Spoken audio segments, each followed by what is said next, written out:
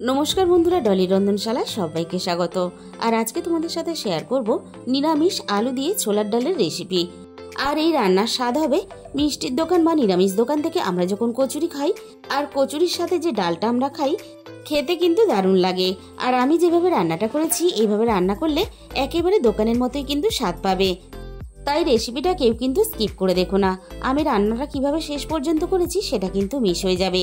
আমি এখানে আমার প্রয়োজন মতো ছোলার ডাল নিয়ে নিয়েছি আর সাথে আমি মাঝারি সাইজের দুটো আলু কেটে নিয়েছি। আলুগুলো আমি খুব বেশি বড় করেও কাটিনি আবার খুব বেশি ছোট করে কাটিনি, মাঝারি সাইজের করে আমি আলুগুলো ডুমো করে কেটে নিয়েছি। এবারে আমি রান্নার জন্য ডালটাকে রেডি করে নেব। তার জন্য আমি ডালের মধ্যে পরিমাণ মতো জল দিয়ে দিলাম আর এইভাবে জল দিয়ে আমি 3 থেকে 4 বার জল পাল্টে ডালগুলো খুব ভালোভাবে ধুয়ে নেব। ছোলার ডালের মধ্যে হালকা কিন্তু একটা কালার মেশানো থাকে, তাই ডালটাকে খুব ভালোভাবে এইভাবে 3 থেকে 4 বার জল পাল্টে আমি খুব ভালোভাবে ধুয়ে নিয়েছি। এবার আমি ডালটাকে সিদ্ধ করে নেব। তার জন্য আমি প্রেসার কুকারের মধ্যে আগে থেকেই পরিমাণ মতো জল দিয়ে দিয়েছিলাম। প্রেসার কুকারের মধ্যে দিয়ে আমি ডালটাকে সিদ্ধ করে নেব।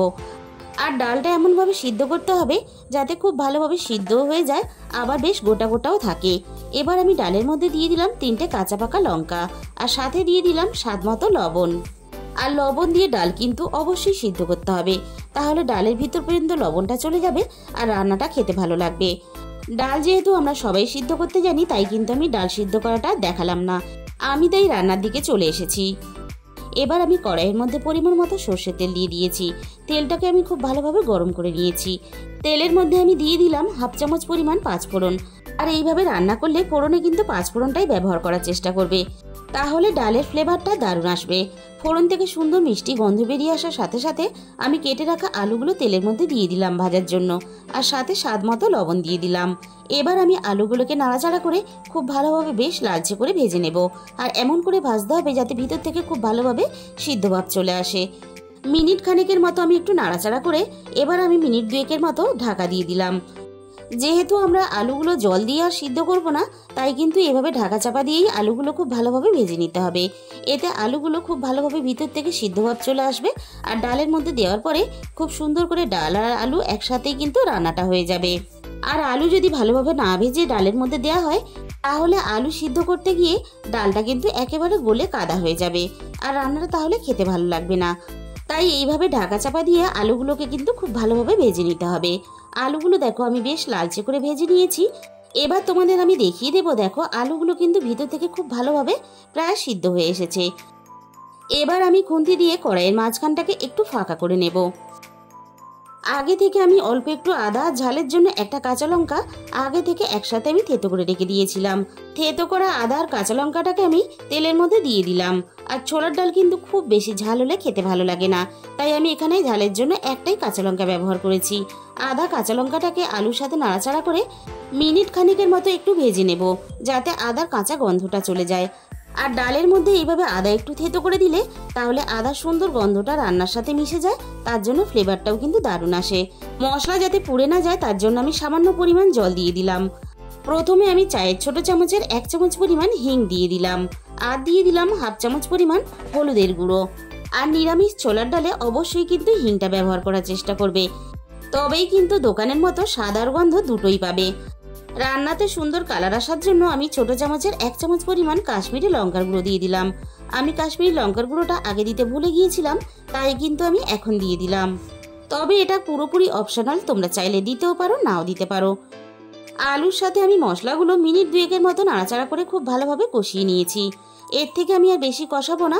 এবার আমি সিদ্ধ করা ডালটাকে দিয়ে দিলাম। ডাল খুব ভালোভাবে সিদ্ধ হয়ে যাওয়ার পরে আমি ডালের সাথে পরিমাণ মতো গরম জল কিন্তু মিশিয়ে দিয়েছিলাম। আর ডালের মধ্যে কিন্তু গরম জলটাই মেশাতে হবে, তাহলে রান্নার স্বাদটা বজায় থাকবে। সব কিছু একসাথে নাড়াচাড়া করে খুব ভালোভাবে মিশিয়ে দিলাম। এবার আমি মিনিট 5 মতো খুব ভালোভাবে রান্নাটা করে নেব।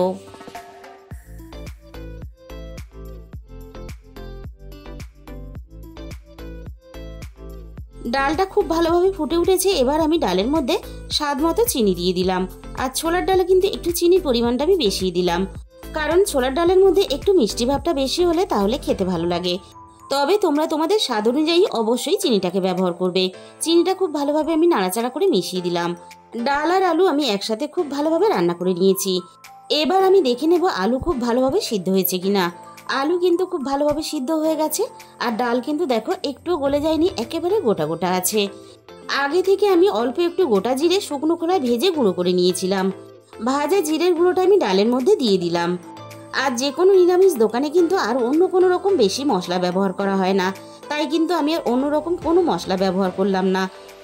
আর বন্ধুরা, সামনেই তো পুজো, তাই ছোলার ডালের এই রেসিপিটা লুচির সাথে খাওয়ার জন্য তোমরা কিন্তু বানিয়ে দেখতে পারো। আমি তোমাদের কথা দিলাম, ভালো তোমাদের লাগবেই। বাড়ির ছোট থেকে বড় সবাই কিন্তু খেতে খুবই পছন্দ করবে। আমি জিরে গুঁড়োটা নাড়াচাড়া করে খুব ভালোভাবে মিশিয়ে দিয়ে গ্যাসের ফ্লেমটা পুরোপুরি বন্ধ করে দিলাম। এবার আমি ডালের মধ্যে দিয়ে দিলাম 1 চামচ ভর্তি করে ঘি। আর নিরামিষ ছোলার ডালে ঘি না দিলে আমার মনে হয় রান্নাটা সম্পূর্ণ হলো না, তাই কিন্তু আমি ঘি দিয়ে দিলাম। ঘিটা আমি নাড়াচাড়া করে ডালের সাথে খুব ভালোভাবে মিশিয়ে দেব। আর ডালের মধ্যে ঘিয়ের গন্ধটা যাতে সুন্দরভাবে মিশে যায়, তার জন্য আমি মিনিট 2 মতো ঢাকা দিয়ে দিলাম। মিনিট 2 পরে আমি ঢাকাটাকে খুলে নিলাম। এবার আমি তোমাদের পরিবেশন করে দেখিয়ে দেব। গরম গরম লুচি বা পরোটার সাথে খাওয়ার জন্য পারফেক্ট ছোলার ডালের রেসিপি কিন্তু আমাদের রেডি হয়ে গেছে। আর বন্ধুরা, তোমাদের যদি ভালো লেগে থাকে তাহলে একদিন হলেও তোমরা এই রেসিপিটা বানিয়ে বাড়িতে দেখতে পারো। তাহলে বন্ধুরা, আজকের এই রেসিপিটা ভালো লাগলে ভিডিওতে একটা লাইক করে দিও, আর নিজেদের বন্ধুদের মধ্যে শেয়ার করে দিও। আর যে সমস্ত নতুন বন্ধুরা এখনো পর্যন্ত আমার চ্যানেলটাকে সাবস্ক্রাইব করোনি, আমার চ্যানেলটাকে সাবস্ক্রাইব করে পাশে থাকা বেল আইকনটা ক্লিক করে অল করে দিও। তাহলে আমি যখনই কোনো নতুন রেসিপি আপলোড করব, সবার আগে তোমার কাছে পৌঁছে যাবে। আর তোমাদের মূল্যবান সময় দিয়ে আমার এই রেসিপিটা শেষ পর্যন্ত দেখার জন্য তোমাদের সবাইকে অসংখ্য ধন্যবাদ। আজকে তাহলে এই পর্যন্ত, দেখা হবে অন্য কোনো নতুন রেসিপির সাথে।